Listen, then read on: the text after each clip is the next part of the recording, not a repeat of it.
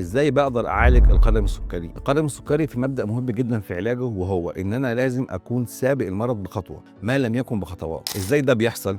بيحصل ده ان انا بداية مجرد الشعور بقلة أو ضعف الإحساس في القدم لازم استشير دكتور جراحة الأوعية الدموية أو القدم السكري ويكون كفاءة في تخصصه.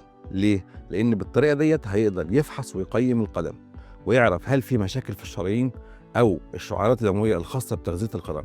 ثانيا هيعلمني طرق الفحص الذاتي على القدم عشان وأنا في البيت أقدر أفحص كويس جدا قدمي وأشوف فيها أي نسبة خطورة. في حالة وجود جروح في الرجل هيبدأ يحط خطة العلاج، وهل الجروح دي كانت نتيجة عن وجود كسور في الدورة الدموية أو لا. وفي حالة وجود كسور في الدورة الدموية بيتم وضع الخطة للتدخل، سواء كان التدخل دوت جراحي أو باستخدام القسطرة الطرفية علشان نوصل بالدم للمنطقة اللي فيها الجرح، وبالتالي الدورة الدموية بترجع لطبيعتها في القدم تاني.